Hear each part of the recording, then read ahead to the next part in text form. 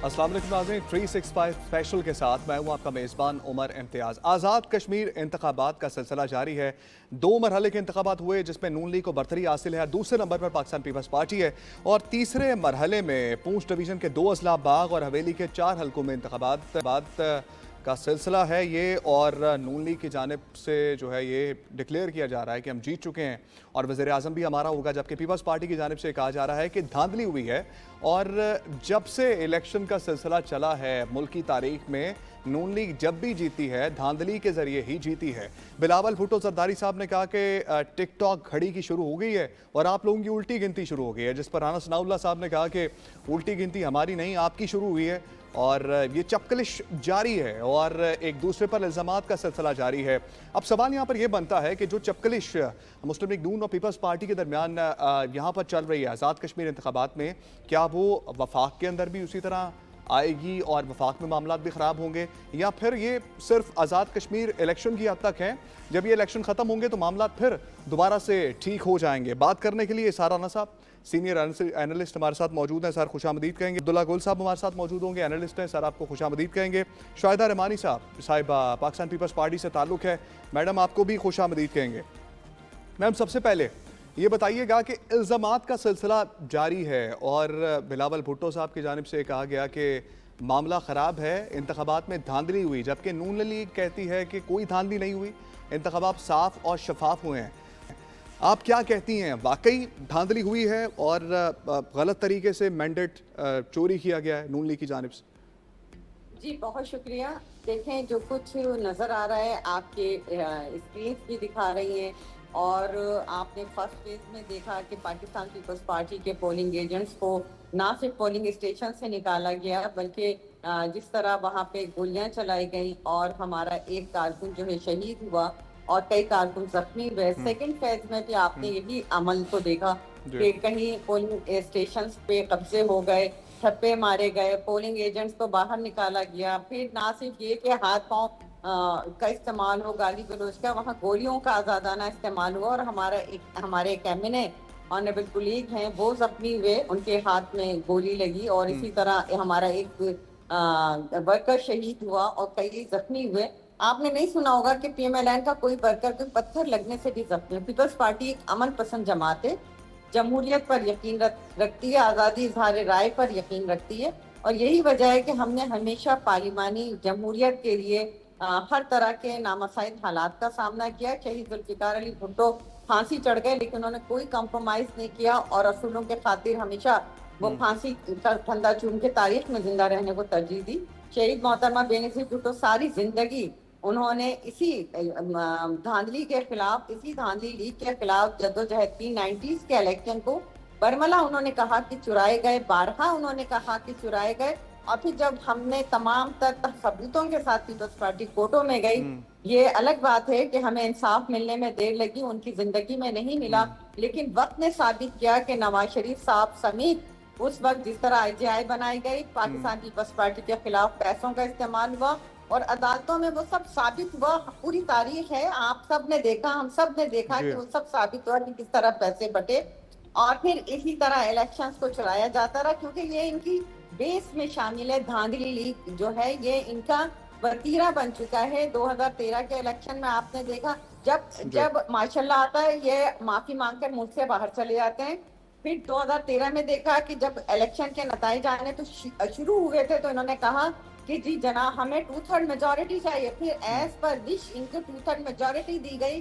फिर जब 14 में पीटीआई ने धरना दिया, फिर पीपल्स पार्टी के कदमों में पड़े। वो जो कहते थे कि जी हम आसिफ अली जरदारी साहब के गले में पट्टा डालेंगे, फिर वो ड्राइविंग करके उनको लेके आए कि हमें बचा लो। इनका तो ये हमेशा वतीरा रहा कि जब बुरा वक्त आता है तो उस वक्त के पाँव में पड़ते हैं वरना इनके सरिये आ जाते हैं। फिर आपने देखा कि 18 में जब इंतखाबात पार्टी सिस्टम के तहत चुराया गया, पीपल्स पार्टी वाही जमात थी जिसने कहा नहीं पार्लिमान में जाना है, जमहूरियत को डिरेल नहीं होने देना और पीएमएलएन को JUI को हम पार्लिमान में लेकर आए।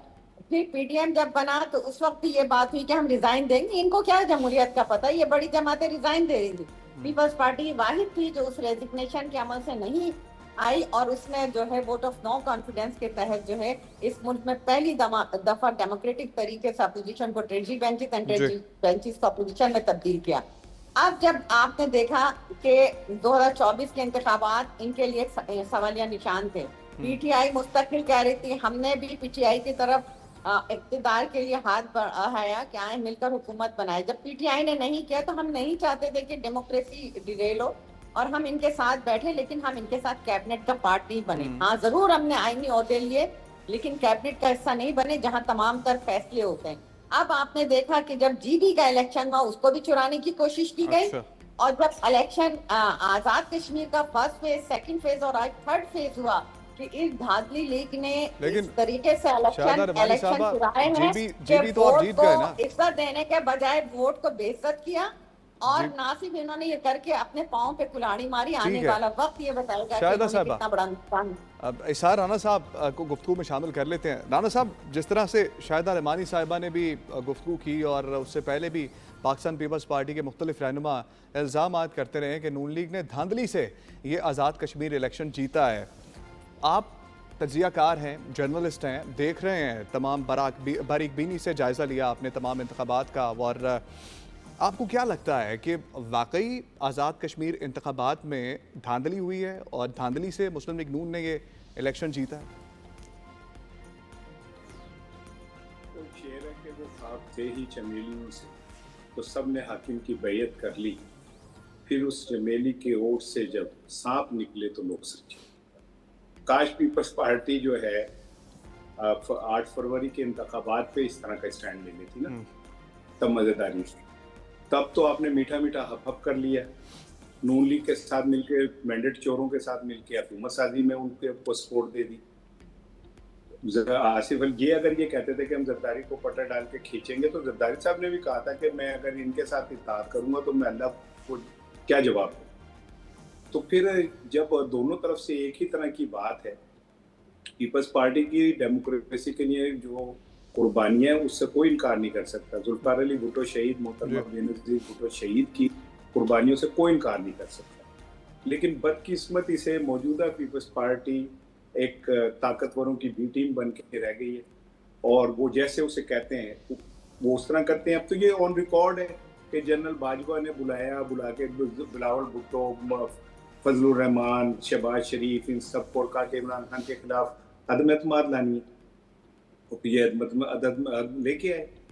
तो ये तो खुद इस डर्टी गेम का हिस्सा है। ये अब अगर आपस में इनके मुफादात टकरा गए हैं और एक दूसरे पे ब्लेम कर रहे हैं, तो मैं आज भी एक्सपेक्ट करता हूँ पीपल्स पार्टी से कि वो इखलाकी तौर पे ऐलान करे कि जिन्होंने मैंडेट चोरी किया पूरी कौम का, हम उनके साथ नहीं चलेंगे। पता चल जाएगा। अदरवाइज ये बात समझ आ जाएगी कि चूंकि आपको वो हिस्सा वो नहीं मिल रहा है जो आपके साथ तय हुआ था, लिहाजा आप ऐसा कर रहे हैं।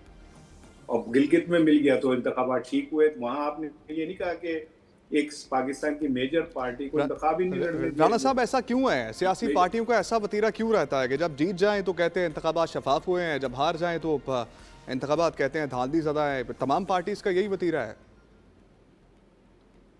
अच्छा, इसमें मैं एक चीज और अर्ज करूं कि मोहतरमा बेनज़ीर भुट्टो शहीद जो थी, उन्होंने पाकिस्तान में एक अच्छा रवाई दिया था कि वो मुखालफिन को भी बर्दाश्त करके लेके चलने की आदत थी। हालांकि यही जमात है जिसने मोहतरमा बेनज़ीर भुट्टो की किरदार खुशी की, उनके हवाले से नाजेबा तस्वीर भुट्टो साहिबा लाहौर में डंडा मार के यहाँ से भुट्टो साहब को फांसी देने वाले डिक्टेटर को रूहानी बाप कह के किया पंजाब में, और आज पीपल्स पार्टी आउट हो चुकी है पंजाब से। तो अगर पीपल्स पार्टी को अभी नहीं समझ आ रही और वो मसलिहतों और वो उस पे खड़े हैं, तो मैं तो फिर ये कहता हूँ कि भुट्टो को ज़ियाउल हक नहीं मार सका, भुट्टो को खुद उसकी पीपल्स पार्टी ने मार दिया। भुट्टो ने भुट्टो को और बेनज़ीर भुट्टो को दफन किया, उनकी अपनी पार्टी। अदरवाइज तो उनका तो हमेशा सारी जिंदगी एंटी एस्टेब्लिशमेंट अब्दुल्ला साहब को शामिल कर लेते हैं गुफ्तगू में।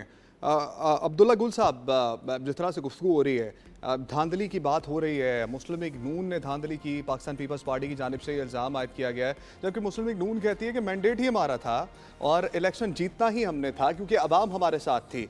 आपको क्या लगता है कि वाकई धांधली हुई है या साफ शफाफ इलेक्शन हुए हैं और मुस्लिम लीग नून ने यहाँ पर मैदान मारा है, जो 24 नशस्तें हासिल की हैं अभी तक 2 मरहलों में?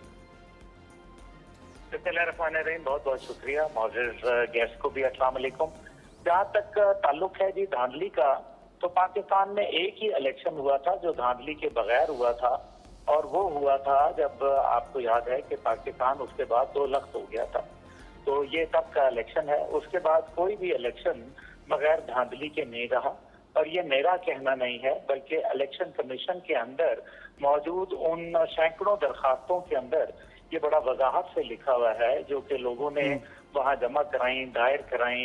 हर बार जब इलेक्शन होते हैं तो आप देख लीजिए कि धांधली के इल्जाम लगाए जाते हैं, और वो किन की जानिब से लगाए जाते हैं? वो आजाद उम्मीदवारों की जानिब से भी लगाए जाते हैं, वो साथ ही साथ उन लोगों की जानिब से भी लगाए जाते हैं जो कहीं ना कहीं इस सारे सिलसिले का हिस्सा होते हैं। वो MPA MNA हो, वो धांधली का इल्जाम लगाते हैं। लेकिन मसला यहाँ ये नहीं है, मसला ये है कि जब उनके फैसले आते हैं तब तक नई हुकूमत के जो दरवाजे हैं वो खुल चुके होते हैं, इसलिए फिर दरमियान में ले दे होती है। कोई बहुत ज्यादा क्या, जब 2018 का इलेक्शन हुआ तो क्या तब सिलेक्टेड हुकूमत का नारा नहीं लगा? क्या उसके बाद जब PDM की हुकूमत आई तो उस टाइम पे क्या धांधली के इल्जामात नहीं लगाए गए? या जब बाई इलेक्शन होते हैं तो तब नहीं आता? ये सारी चीजें हैं। अब इस सब का तरीकाकार ये है, कभी आपको पता है वो मशीनें बैठ जाया करती हैं और कभी और मसले हो जाते हैं, कभी बक्से भर दिए जाते हैं। तो कश्मीर के अंदर बिल्कुल धांधली हुई है, इसमें कोई दूसरी राय नहीं है, क्योंकि मेरी अपनी पार्टी ने इलेक्शन में हिस्सा लिया। अब चलें बाकियों को तो छोड़ दें, जिन लोगों ने अपने वोट अपने घर से, जिसके सगे भाई बहन ने वोट डाले, अब वो जो उनके अपने घर के अफराद थे वो तकरीबन 56 थे, जबकि वोट निकले से जो है वो कम। तो मकसद ये है कि ये आखिर अपने ही घर वालों ने जाके उनके जो अपने वोट थे वो भी नहीं डाले।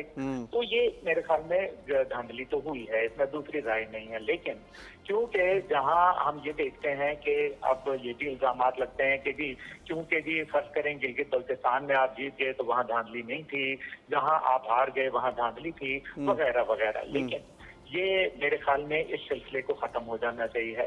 इलेक्शन कमीशन को फैसले जो, क्योंकि जो अब लोग पार्लियामान में आएंगे, चाहे वो अपोजिशन की शक्ल में हो, चाहे वो हुकूमती बेंचेस पे बैठे हैं, तो फिर वो एक मैकेनिज्म क्या इतने सालों में कायम क्यों नहीं कर सके? बात तो ये है, असली धांधली तो कौम से हुई, यानी कि कौम को जो है वो आपने कभी मौका ही नहीं दिया कि उनका हक खुद-ए-इरादियत जो था उसको सही तौर पर लोगों के सामने लाया उनकी आवाज भी सुनी जाए। साजी की, हाँ, कानून साजी क्यों नहीं की गई? क्या ये आपने करना है, मैंने करना है? नहीं, ये वो लोग जो मुंतखब नुमाइंदगान हैं उन्होंने एक कानून साजी बनानी है ना, और उस पर अमल करवाना है, तो क्यों नहीं करवाया?